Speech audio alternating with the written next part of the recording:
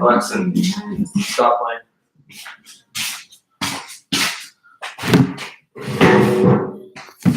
Oh. Ouchies.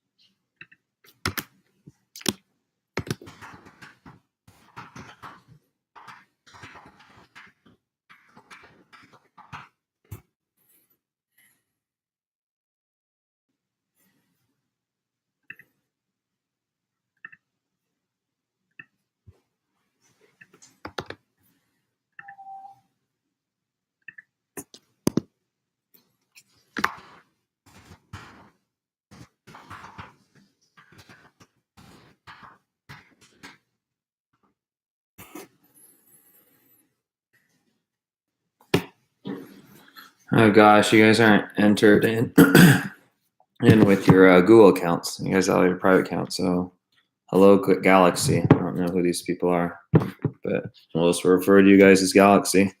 If possible, if you could log back into your student account, Galaxy, so I know who it is. See, Malad just showed up, so now we know what to do. It'll be a little bit easier for me to help you guys out. If I have your real name. So, all right, Malad, Precious. Unfortunately, I kind of wanted to read this for you guys. I mean, read this before we started, but I didn't. Kind of a busy day, but nonetheless, we'll do what we got to do. All right, so I got my review book here. I'm going to take a look at that, and then I'm going to go to the student copy of period 1 and kind of take a look at this. So unless you guys have specific questions, you guys can begin typing, and we'll just let more people join. And if it's only Malad and Precious and whoever Galaxy is, then we'll do that.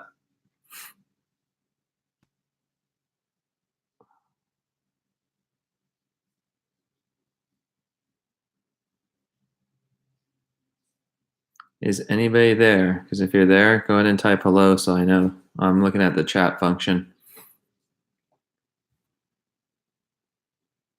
Trying to see how fast this is going. All right, cool. So you guys are there because Malad just made a comment. So Malad, can you type yes if you're in? I just want to try to see how fast this is. Or everybody who's in, just type the word yes. That way I know how quick this is going back and forth. All right, cool. All right, so you guys are hearing me. We're live. We don't need to talk about my day.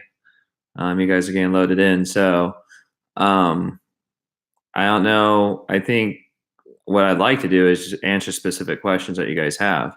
But I'm sure you're kind of like me right now and don't even know what questions you guys have. So I'm going to go back to, again, the student copy, and I'm just going to kind of quickly talk about period 1, and then you guys can develop some questions. But I think you guys should have, again, your review book with you.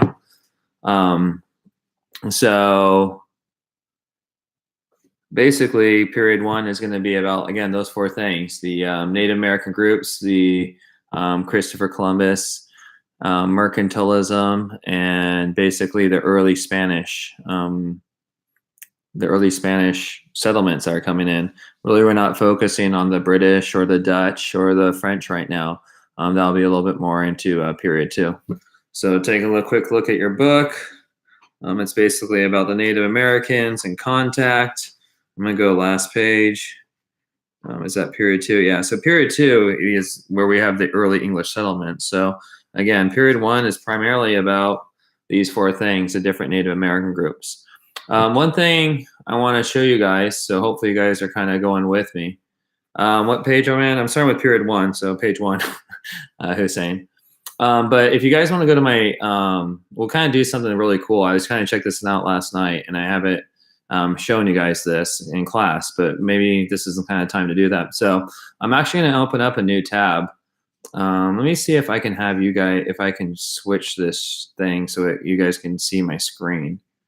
Is that possible? Does anybody know live stream if you guys can try to like mirror my screen? I don't see like a way, an example of how to do that.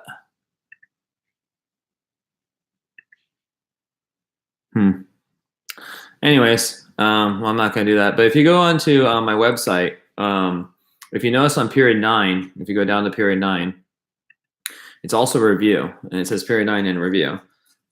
So if you were to scroll down, there's that percentage of historical periods. A lot of people are freaking out, like, are we going to touch period 9? And again, just like period 1, it's really not a really huge amount of tests. Remember, if we get 50%, we're okay.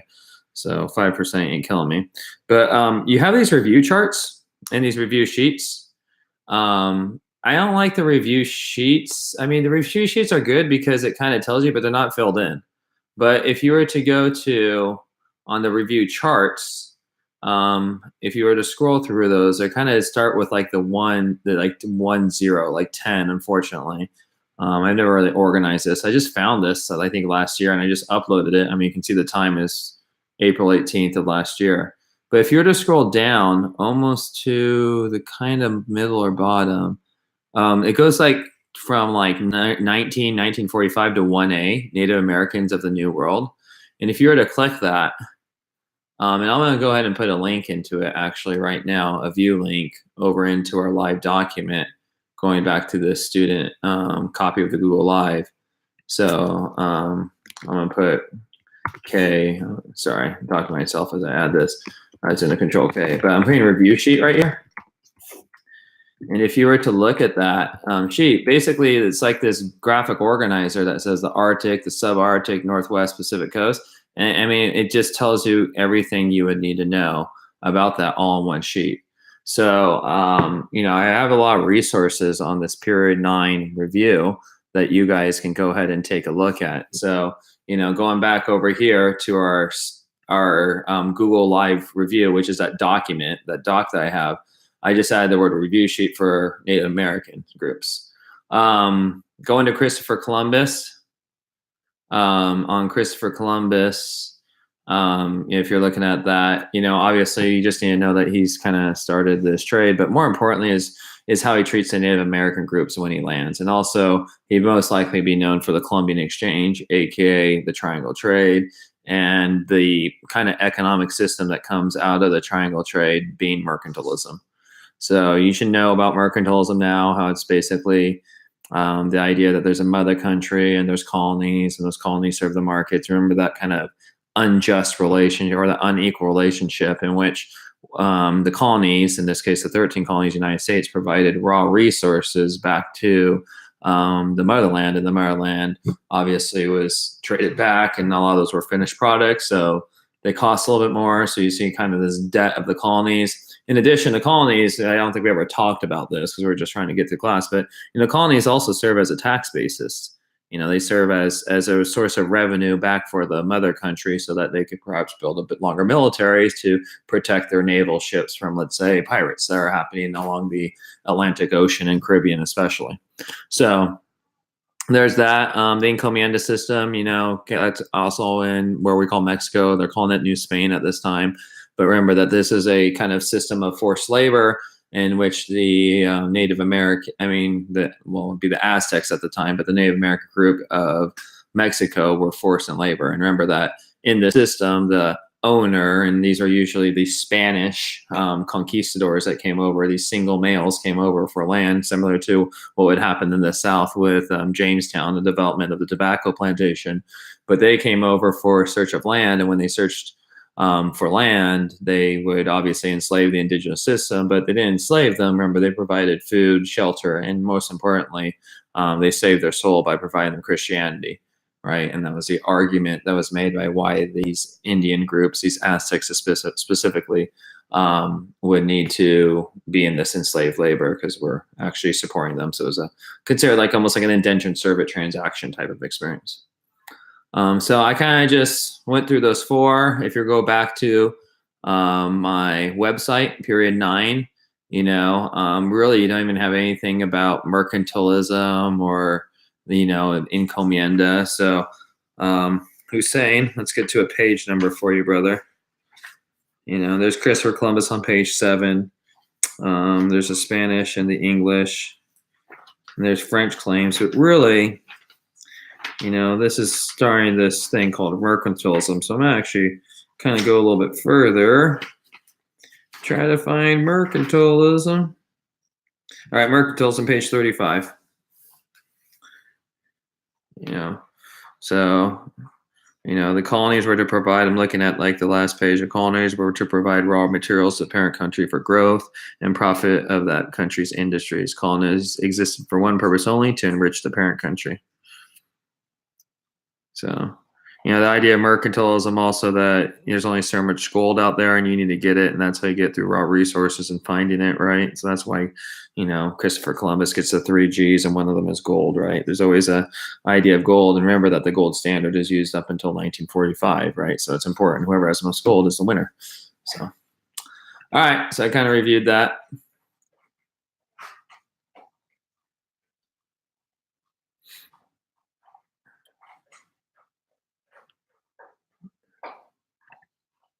As a moderator, can I remove this guy?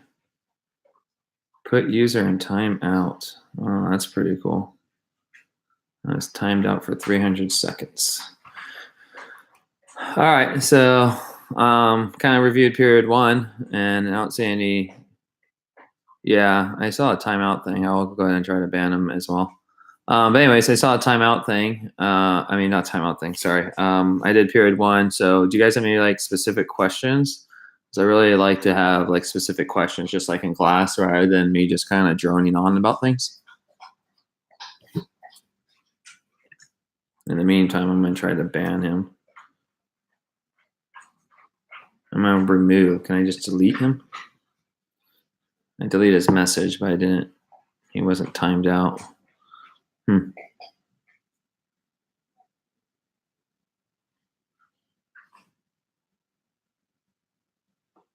So once again, guys, hopefully you guys can type in the chat function any specific questions about period 1. Again, what you need to know for period 1 is the Native American groups. I just put in a little table for you guys. You'll need to understand Christopher Columbus and the Columbian Exchange, what we also call the Triangle Trade, how that kind of creates the idea of mercantilism, what the aspects of mercantilism is, and kind of set up of a forced labor system under the encomienda system. That Bartolomeo de las Casas, just as a heads up, he's that Spanish priest. So he's a critic, actually. He actually writes, I forgot what it is. Here, a quick Google search, right? Bartolomeo de las Casas. I think it's like Account of the Indies or something like that. Super important book. Yeah, so a short account of the destruction of the Indies. And as a as a priest, he goes over there and sees the treatment of the Native American, which is mostly harsh. The Aztecs, right? It's mostly harsh, and a lot of them are dying from disease anyways, and it's destruction of Native American culture. But he is the one that criticizes it, so he's known as a first critic. All right, so we got Hussein kind of going. So, are there any other important things we should know about mercantilism? Remember, the idea of mercantilism in this relationship is obviously going to be the massive cause for the American Revolution.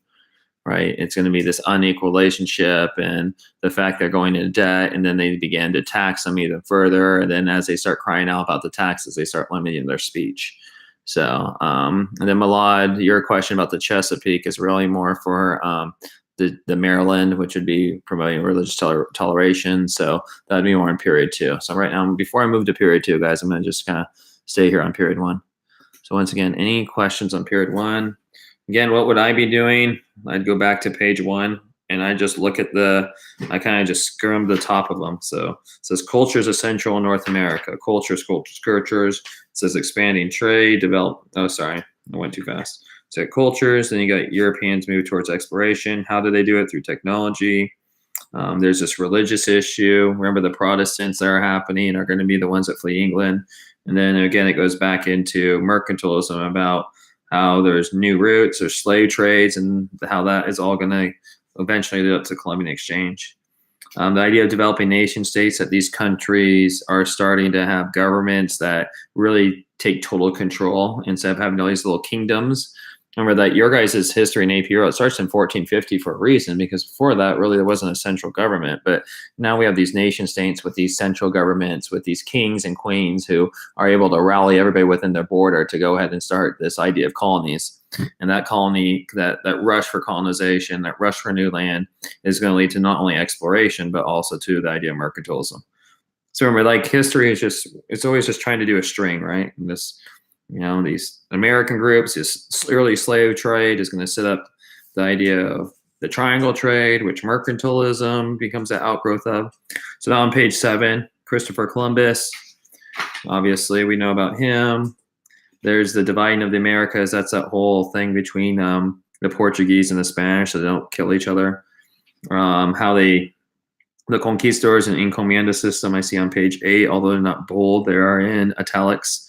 Then we get some English stuff, some French, some Dutch. Remember, it's really about the Spain and how the Europeans treated. There's a Bartolomé de las Casas on page 11. And then we won't really worry too much about the English and French, because, again, we'll get that into the next period 2. Yeah, so rename the trade and navigation will definitely be on period 2. So we'll get to there in a second. All right. I've gone through all period 1. I'm going to move on to period 2. All right, so Malad, before I get back to your question, if you guys could go back to that Google Doc that has the, it's linked on the syllabus. It's also linked there. I just added a table to that from my period 9 review site. So I'm going back over there. Here I have, like, really what you need to know is you need to know, like, the growth of the North and the South, right? And we continue to talk about the word sectionalism and how this begins here. So we have Jamestown, Virginia, obviously, who went there, a lot of single men. They therefore, like, some of them, the John Smith and Pocahontas thing goes down in Virginia, right? It's where a young man meets an Indian. The growth of tobacco, and tobacco being a cash crop, and the focus on cash crops, the focus on having labor come down there. And, that's where all of our indentured servants are going to go. That's where, indentured servants went all over. We'd use them some people use them as maids, right? Sometimes there were young women that came over that they used for childcare, and they would call them an indentured servant. But really, the focus of Jamestown and Virginia is how it's an example of the South, and how it's a focus on single men. They are focusing on agriculture, and the agriculture is labor intensive, which is going to require a labor force, whether it be indentured servants or slaves. And then we get quite the opposite. We get Plymouth, Massachusetts, right? And so what's going up in the North now is more of this religion, right? These Protestants are fleeing England because there's a brand new queen or king in town, but they're acting a little bit more Catholic than they are Protestant, and they're freaking out because of religious persecution. So they're leaving, but they're bringing their entire families, and they're not probably promoting this kind of, like, slave master system, but they're staying down on a rock getting together and go, how the hell do we get through the next winter together? And we're like, well, we got to probably work together. And from that working together, they start forming basic forms of government, right? So we get the Mayflower Compact, which is, considered an early form of an American Constitution.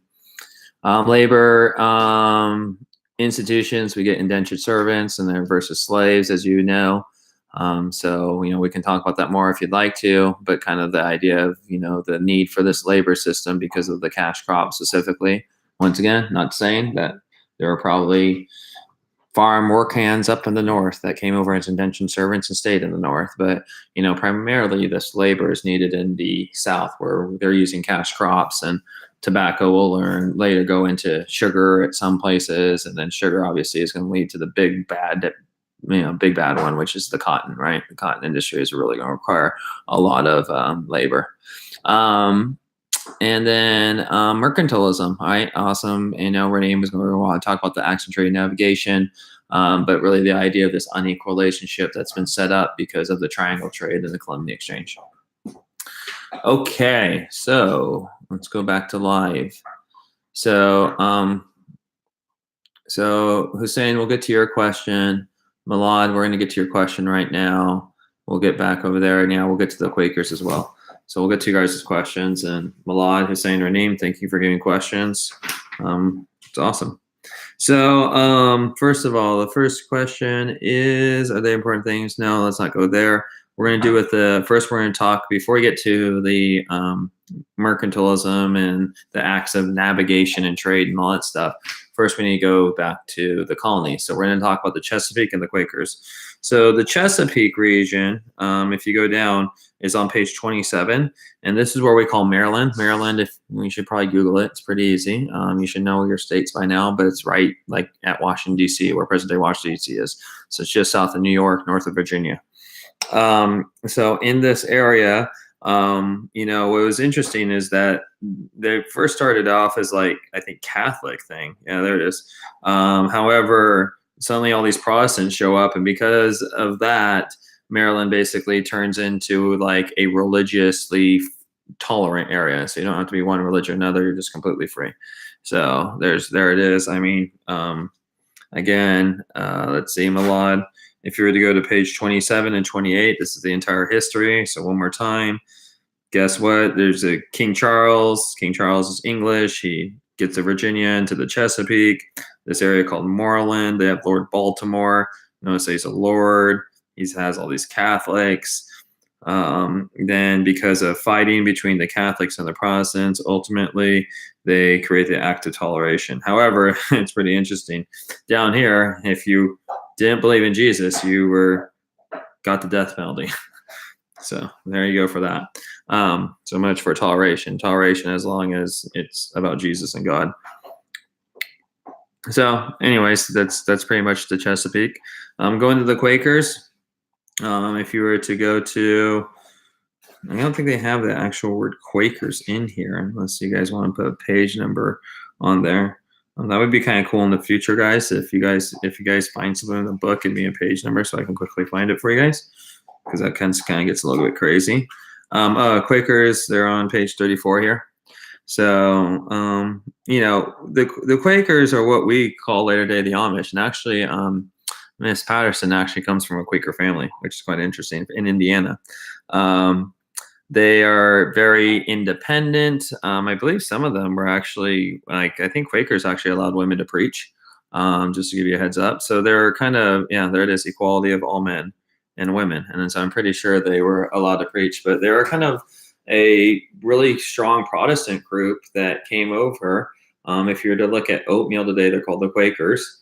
You look at it, and there's a picture of a guy with a black hat and a little bow tie, and it's the Quakers. And then one of the most famous of them is William Penn, and William Penn creates Pennsylvania, right? And I remember that they were one of the first ones that actually outlaws slavery, because they believe it's not with the Bible, obviously. And we'll see that same case obviously come up with abolition efforts as they intermix the Bible with their efforts to end slavery right before the Civil War with people like Harriet Beecher Stowe and Uncle Tom's Cabin. So Yeah, so those are Quakers. What are the Quaker beliefs? They believe like the Bible is basically literal. They believe in the equality of men and women. They're allowing women to go ahead and preach. They're against banning slavery. They believe in education. And once again, what is this really pointing to? And that's why I just put Plymouth, Massachusetts. It's this the idea that in the north there is religion, and in the south we have a focus on agriculture. And with religion came these families, and there we go. So that's that one. All right. So Hussein and Raneem, we're going to mercantilism, which is now on page 35. So we'll go ahead and read this whole dang thing. Most European kingdoms in the 17th century adopted the economic policy of mercantilism, which looked upon trade, colonies, and the accumulation of wealth as the basis for a country's military and political strength. So once again, the idea is to get as much gold as you can. You get that gold, you can put it on the military. You get that military, you can control more people, get more gold, and also defend yourself from other people trying to take your gold. It's like a game of war, World of Warcraft or something. I don't know. Anyways, according to mercantilist doctrine, a government should regulate trade and production to enable it to become self-sufficient. So it should control the trade within the colonies. It should try to basically take care of itself. The idea of free trade would be insane to these guys because they would want to say, why would we give an opportunity for another country to make iPhones? Why won't we just make iPhones in our own country? Why would we outsource that to China where things are cheaper? Why won't we pay our own people? So these mercantilism is definitely protective tariffs, definitely against free trade. Whatever you got to do for your country, make sure that if you're French, that you're buying French things. How do we make people buy French things? We put taxes on German and English things. So there you go. And then Milad, I see your question, and I'll get to it in a second once we're done with page 35. So colonies were to provide raw materials to the parent country for the growth and profit of the country's industries. For the mother country, again, and industries being factories. So guess what? We have factories getting popped up definitely in England at this time. We got, furniture happening. We got, again, the most important one, remember, is textiles. And in my opinion, it's still important today. If you go to a shopping mall, what do you see? A lot of clothing stores, right? So it's super important. So what are these colonies supposed to do? They're supposed to provide the trees, the lumber, the obviously the tobacco at this time, later the cotton, later the sugar, and that goes back over there and that gets processed into the things that they need, the wool, going back over there to get spun up and turned into clothing. So that colonies existed for one purpose, to enrich the parent country. And again, I kind of alluded to the fact that we kind of just talked about trade, but also we'll see this in the form of taxes, right? Taxes will be placed on the colonies to bring wealth back to the parent country. In this case, they said it was due to war, and probably rightfully so, because of the French and Indian War. So that all those taxes will come up during the American Revolution after the French and Indian War. Mercantilist policies had guided both the Spanish and French colonies from their inception. Mercantilism began to be applied to the English colonies, however, only after the turmoil of England's Civil War had subsided. So again, eventually everybody uses mercantilism. So let's go into this acts of trade. So this is England.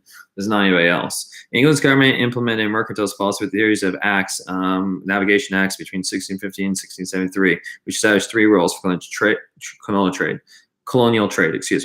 Trade to and from the colonies could be carried only by English colonial-built ships, which could be operated only by English or colonial crews. So again, what's the idea? Is you're not going to give some money to a Spanish ship to go in and send this stuff to England. You're going to use English ships, English crews, all the money staying in-house. All right. All goods imported into colonies, except for some perishables, had to pass through ports in England. And in some cases, what are they trying to do? Make sure it's English stuff that's going through the port. Make sure it's not Spanish or French stuff. We don't want any of that stuff happening.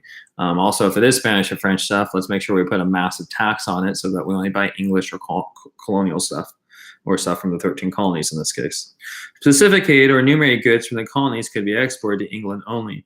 Tobacco was the original enumerated good, but over the years, the list was greatly expanded. So what's happening is they're taking the raw tobacco, they're bringing it to England, and now if any of Europe wants a cigar or a cigarette, they're going to have to purchase it from England. And what's England going to do? Since they have total control of all the tobacco, they're going to jack up the prices.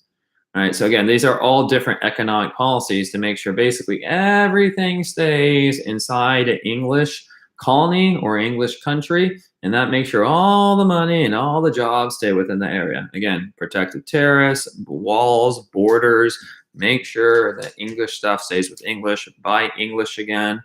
Don't buy French. Don't buy Italian. Certainly don't buy Spanish. Okay?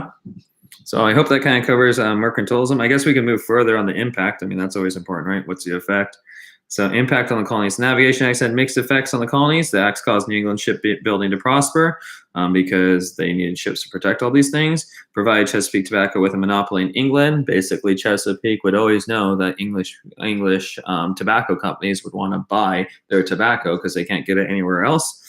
And provided English military forces to protect the colonies from potential attacks by the French and the Spanish and also pirates. So we can build a navy with all the money that we made. However, the acts also severely limit development of colonial manufacturing. Why? Because guess what? Most of the manufacturing is done in England. Their job wasn't supposed to make the factory. Their job was just to raise the sheep, to cut the wool and send the wool to the factory in England. Forced Chesapeake farmers to accept low prices for their crops. Guess what? I know I can only get it from you, but you're a colony. You're not the equal of us. So if you tell me it costs $20 for this tobacco, and I say, no way, I'm only going to pay you 10, you have no other customers to give it to. So you have to go down to 10. And cause colonists to pay high prices for manufactured goods from England. Remember that the furniture is coming back from England, the finished cigarettes coming back from England, the shirt is coming back from England. And these things are more expensive than the wool, the tree, or the tobacco leaves that forms all these things. In many respects, mercantilist regulations were unnecessary since England would have the colony's primary trading partner in any case. Not like we're in a trade with the British or French anyways, they can't get in the port. Furthermore, the economic advantages from the Navigation Acts were offset by the negative political effects on British colonial relations, because as you can see, the colonies are being screwed, but that's mercantilism. The colonies are supposed to not be helping. Talk to Puerto Rico as a territory who has to get taxed, but sometimes doesn't get the benefit of hurricane relief and doesn't get a chance to go ahead and vote for our president. Colonists resented the regulatory laws imposed by the distant government in London. Why is a country literally a half a world away telling us what to do? Especially in New England, colonists defied the acts by smuggling in French, Dutch, and other goods. So we got pirates, we got smugglers, we got people doing things, as you guys say, under the table. So there we go. Sorry, I have to put somebody else in timeout.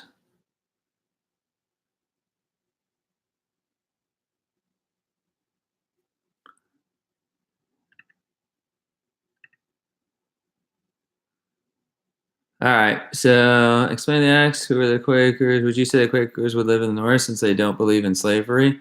And who says probably? Well, they live in the North. William Penn is the most famous one, and Penn stands for the state of Pennsylvania, and Pennsylvania is definitely up in the North, kind of right, adjacent at the same latitude of England. I mean, New York, sorry. Ajax, hey Nami, could you briefly in detail sum up the colonial society of the 18th century? Okay. Where is that? It seems like you got that from a book page. So once again, if you refer to a book page, please give me a page number so I can find it. Because when you say colonial society, I don't know, my brain goes into like what, Native Americans, women, and then we're done with this. Oh, colonial society, there we go, 3. This whole thing. Ajax wants me to go ahead and try to do and summarize from page 45 to 55. 10 pages, Ajax. You're killing me, Smalls. Sure, we'll go through this. Population went up. Page 45. European immigrants. Page 46. We got the English, German, Scott, Irish, and other Europeans. Africans were coming. A lot of them are enslaved. Some of them are coming as free. Page 47, I think it's a little bit closer, of something that you're looking for, Ajax. I think the other stuff is kind of whatever.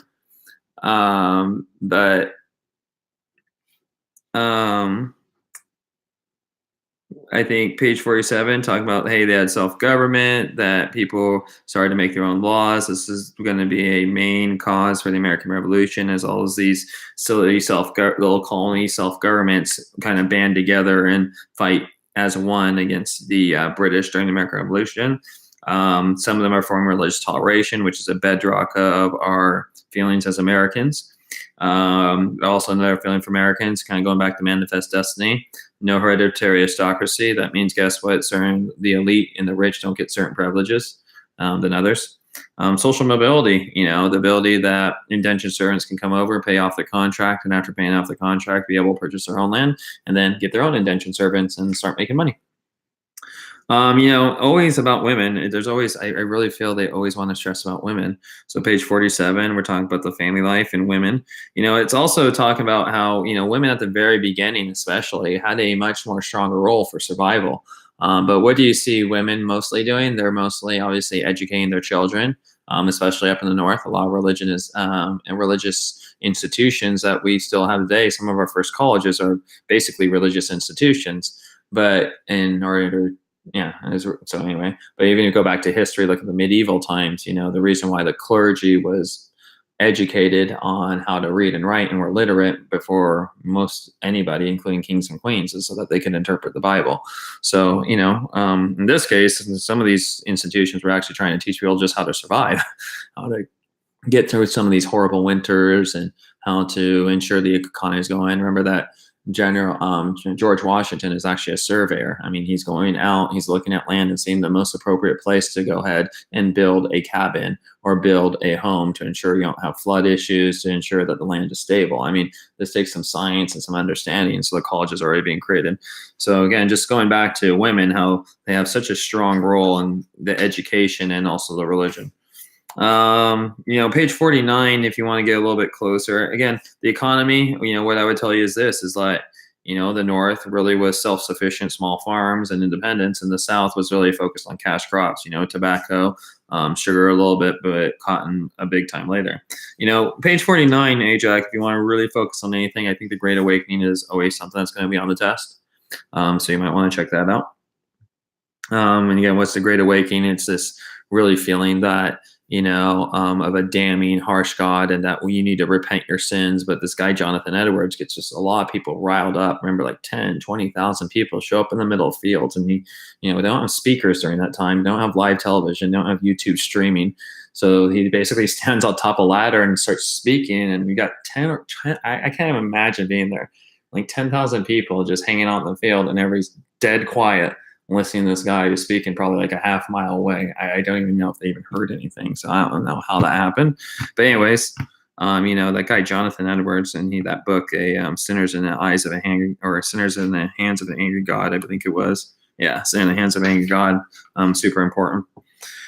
When it gets to cultural life and architecture, I mean, this is stuff that I didn't really teach you guys. This is like painting and stuff in European history. Like, yes, it's important in American history, but what are the chances that you're going to have that on the test, and what are the chances that we really, really need to study that? I mean, I kind of tell you guys, like, I don't think I've said this too many times, but your brain is like a cup, and it can have so many facts. And if we start putting in art facts, you're going to start losing other facts. And suddenly, like, I don't know, the Nazis invaded America with the Mexicans in 1862 or something. So crazy stuff starts happening.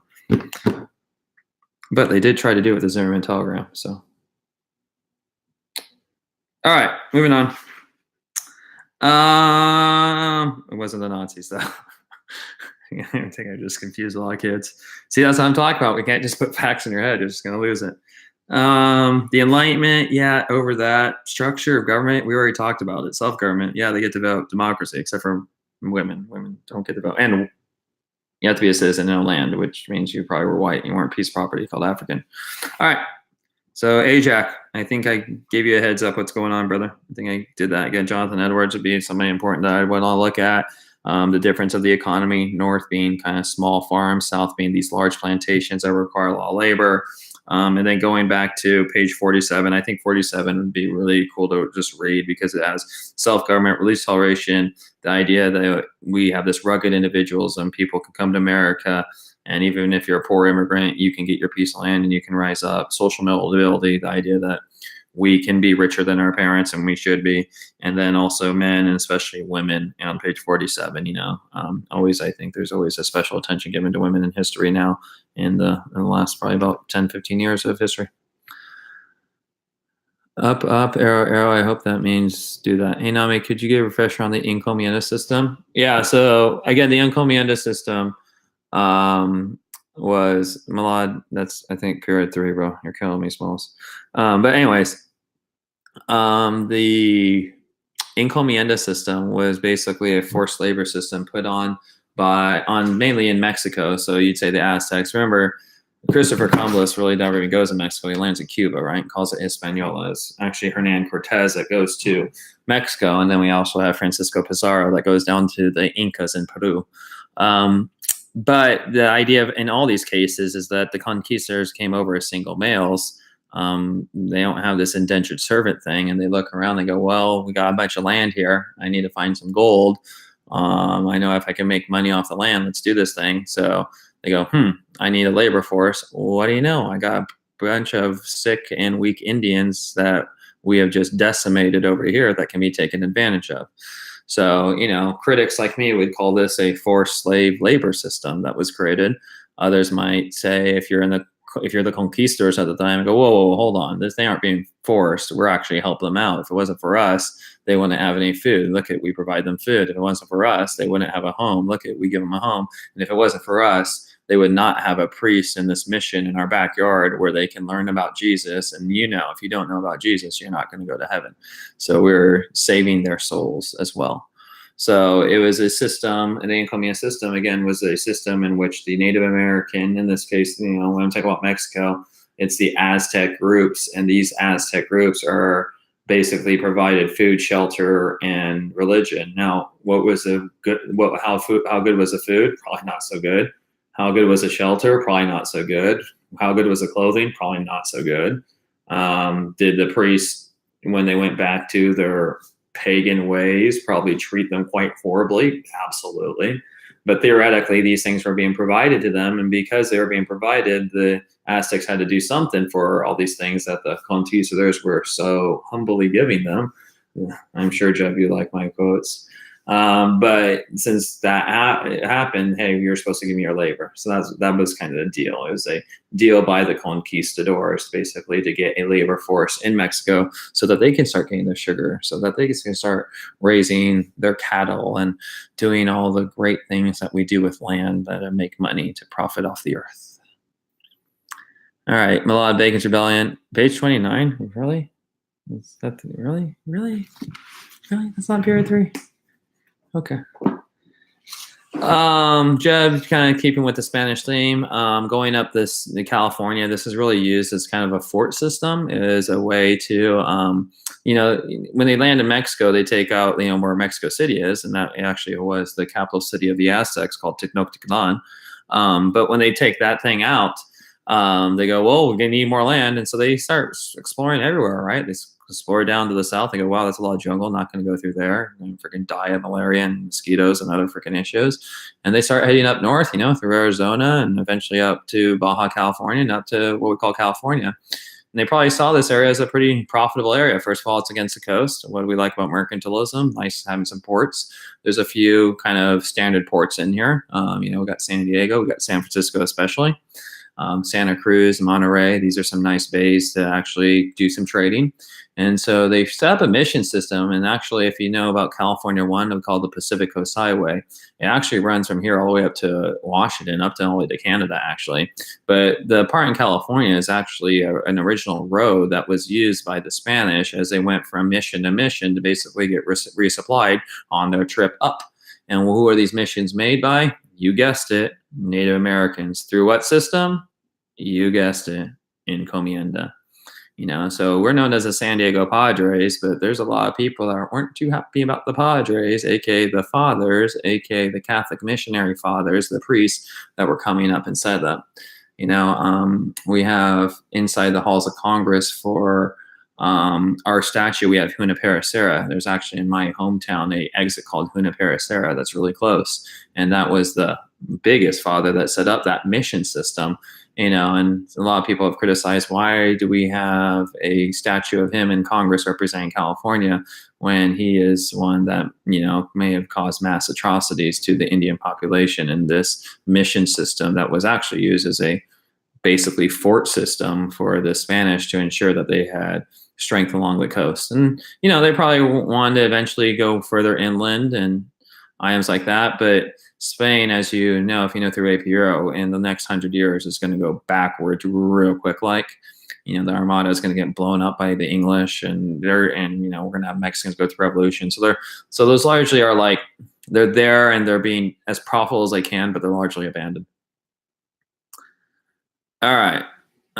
Bacon's Rebellion 29. Milan, thank you for the page number.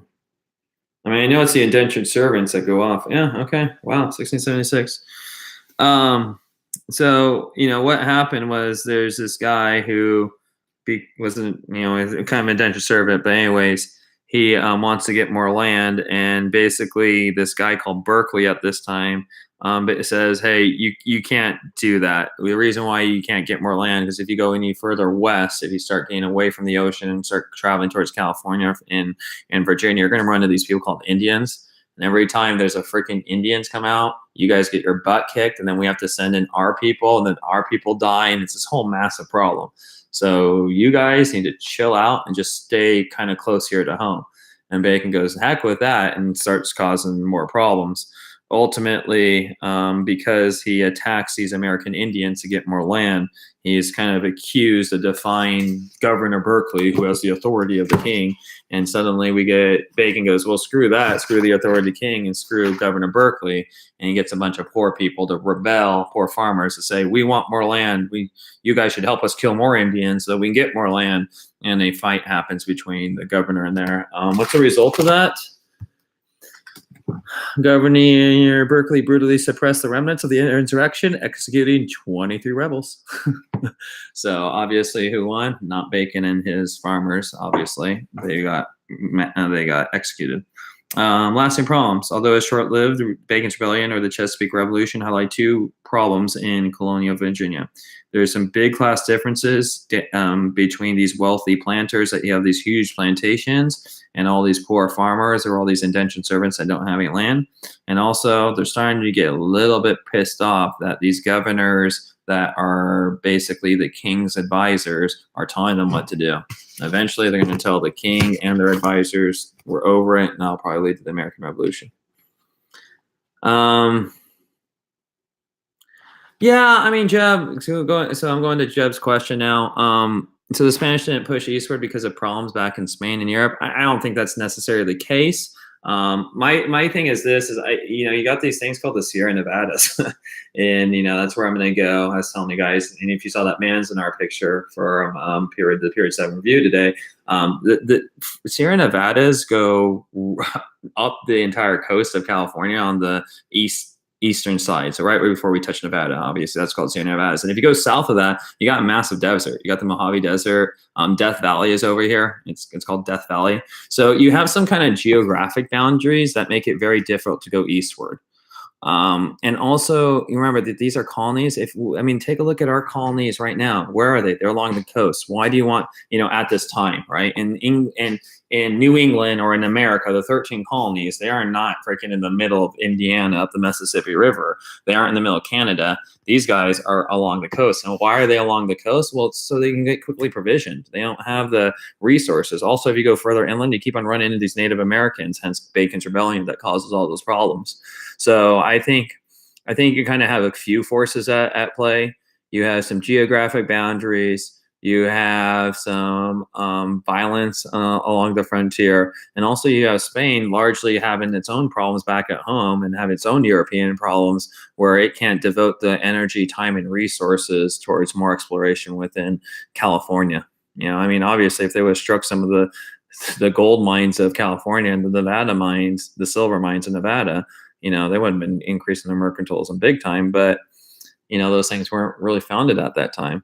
Even though that's what they were looking for the whole time was just gold, gold, gold. They know it's right in San Francisco and a little east of San Francisco, up in the hills, and also in Nevada with their great silver mines.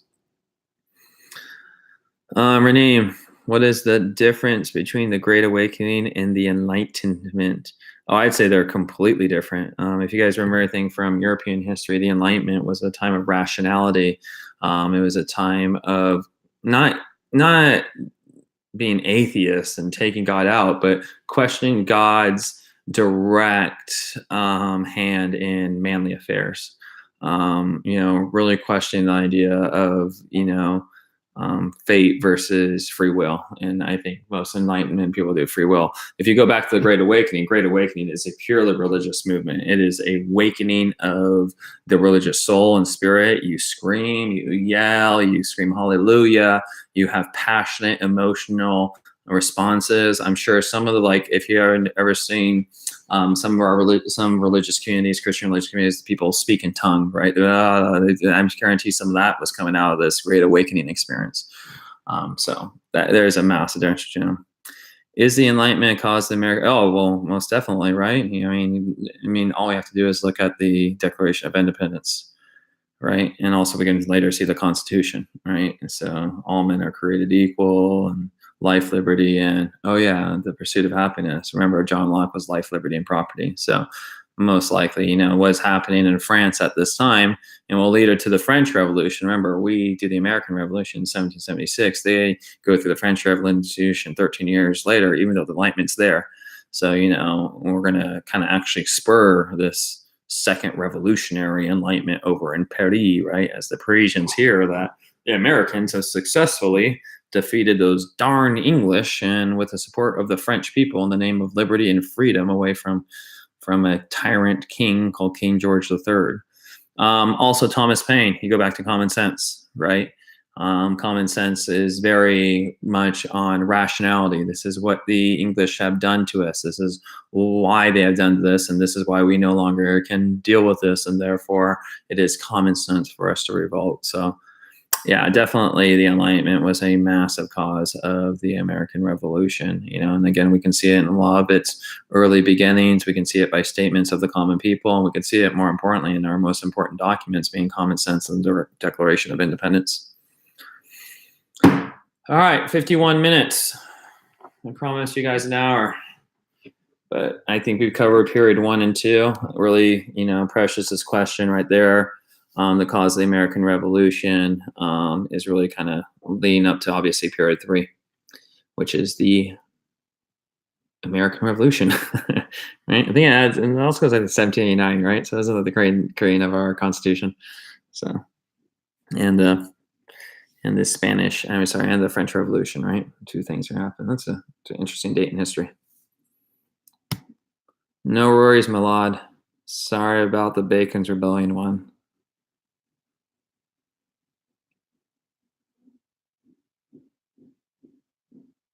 This is my house.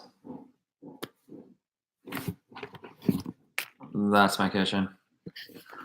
And that's my living room. And notice I didn't even have to move.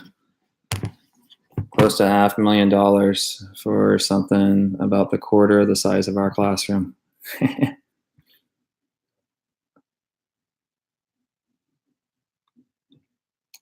Hussein, I'm about to mute you or put you in timeout. Unless you're talking about my beautiful brain.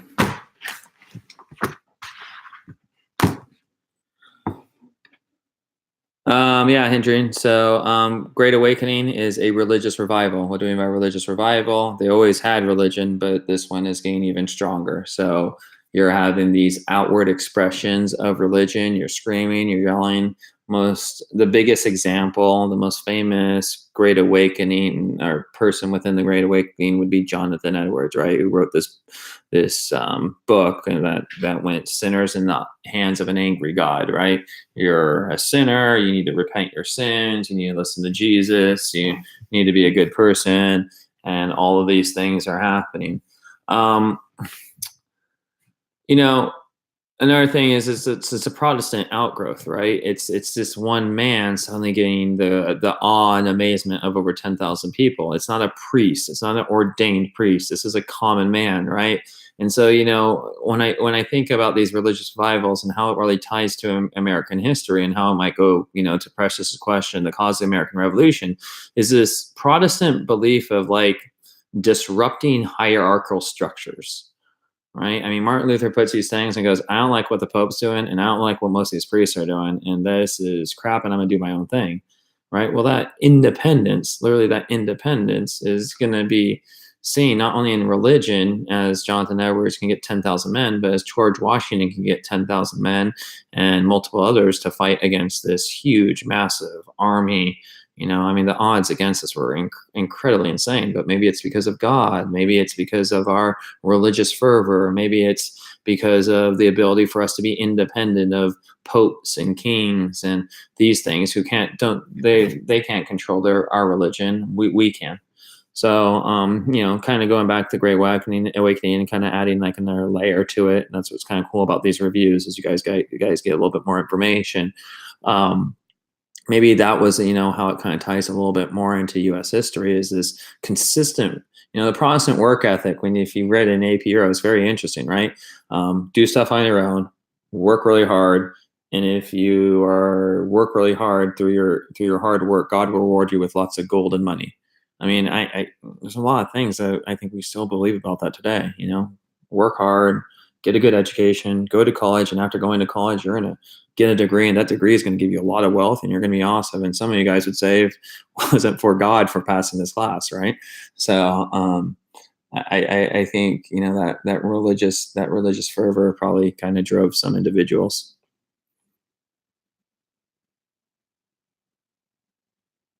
Yeah, again, he's saying, I don't know if you kind of heard earlier, but definitely not atheism, right? You said atheism, everybody's getting their head cut off at this time. So again, the Enlightenment is just a more rational view of the world. It's a belief that I am not a class, I'm a human. There's some humanism in there.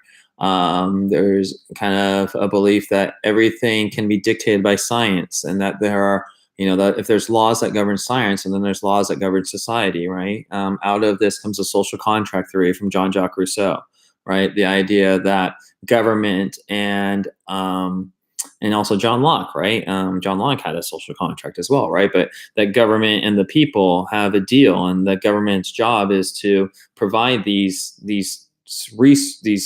I don't know, kind of provide these laws, right? Provide these certain social things like life, liberty, and property, or the general will that we call democracy, and that these are what the things should be governed in.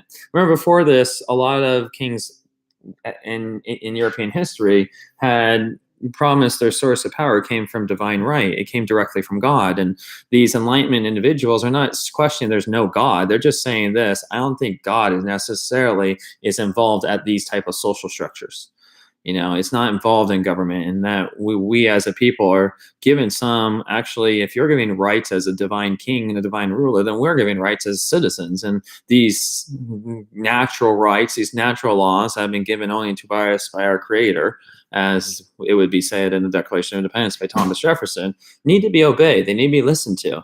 So the Enlightenment really is a science thing. It really comes out of the scientific revolution, but it's really the application of science to social structures, to government, to society, to taxes, to how we treat one another, to laws, to cruelty and punishment and beheadings, right? I mean, the freaking guillotine was created out of the Enlightenment, that this was an efficient and painless way to decapitate individuals and end their life. And execution, well, it's a lot better than dragging, quartering them, or boiling them alive in oil and hot water, or any of the other gruesome things that are kind of a heyday of the medieval day.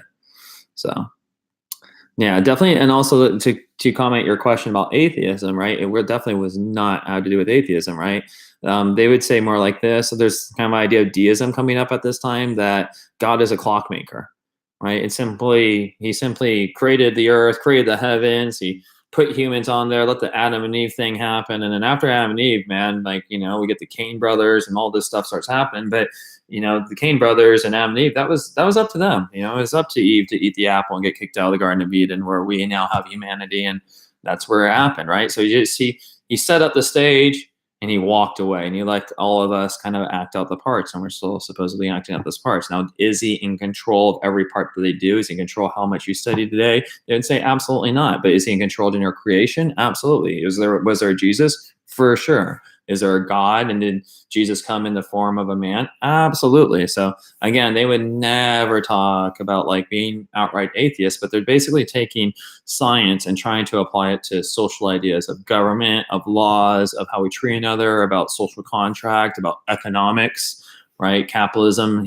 Adam Smith comes out of this time and he goes, dude, hey, by the way, another thing is that we're all naturally selfish and greedy. And so we're going to have this thing, capitalism, where you guys compete against each other. And that's going to be awesome because you're going to use these natural laws of selfishness to make it happen.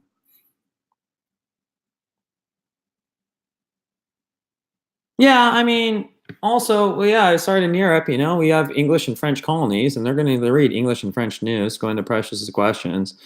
Um, her question, if you didn't read, is to me, it seems like a lot of stuff started in Europe. So, do you think it spread the colonies via indentured servants and such individuals? Yeah, and then the colonies aren't isolated, right? We have now at this time, when this stuff started happening, John, we're not at the times of Roanoke where we have these disappearing colonies or people are just trying to survive through the day and praying to God just get some water and some food, right? I mean, at this time, people are able to survive. We got roads rocking, we got brick towns, we got universities popping at this time. I mean, just the idea that we have universities are not going to be out of existence. So I know that's taken 3, 4, 5, 6 months for that ship to go to England, but along with that ship are letters, right? Along with that ship are newspapers. Along with that ship are goods like sugar and tobacco and lumber and beaver felts and tomatoes and corn and God knows what else is going over there, right? So among all that stuff is, we got the mail coming in. You got Instagram feeds that are coming in. So I don't think it's necessarily the indentured servants. I think probably a simple newspaper going, oh my God, the French just revolted over there. I think it's people have the idea of they know where France is and they know some of the politics that were happening at that time. And, remember, you have Benjamin Franklin during the revolution. He's going back and forth from France like 5, 6 times trying to negotiate an alliance, right? So, it's not as fast as a plane, but certainly people were willing. And at the time of the revolution, obviously it must have been a much easier passage, right? They kind of got their act together about where to go, when to go, how to go, and probably the efficiency of transportation is transferring not only goods, but also news and information, right? That's the biggest thing about the internet. It's not necessarily, and you guys know that, it's not necessarily Amazon.com, it's Google, right? And Google's more important than Amazon.com. And Google, all you're doing is accessing information, right? There's getting information all over the place. You can probably pass this class with just information. Now, one cool thing about it is Amazon.com, but what's more important for you guys on the internet? Videos, Netflix, information, entertainment, news, stuff like that. Hussein, I don't think we'll do an LAQ session. However, when we get back from break, a lot of the ways that we're going to review is through an LAQ. So I think in class is the best way to do that. It's too hard. I can't show a paper, and we have a DocuCam, and it's a little bit more real there. So I don't think that's like the appropriate place, but I'm definitely thinking of you. We'll do a couple LAQs for sure. We'll try to do one actually next week then. Maybe I'll try to get like a prompt and next week before I take the test. All right, I'm out of here. It's 1:02. I gave you 2. Well, actually, I started this 2 minutes early. So it's exactly 9 p.m. I think you guys are good for period 1 and 2. I think you guys got a lot of good information. No problem, Aisha. No problem, Precious. No problem, Larcel. You guys are rad. Thank you guys for taking an hour of your day, hanging out, preparing for a test. I really hope it pays off. So we'll talk to y'all tomorrow. No worries, guys. No big thank you. No big deal. Anytime. Pretty easy to hang out for an hour and talk. So, all right, guys. I'm going to end this thing. We'll save it so you guys can check it out if you want to. Yada, yada, yada. Peace. Have a good night. We'll not see you tomorrow. You guys have a good weekend. Treat the sub well. We'll see you guys on Monday. Mario, really? I'm about to time out you. Killing me, Smalls. All right. Later.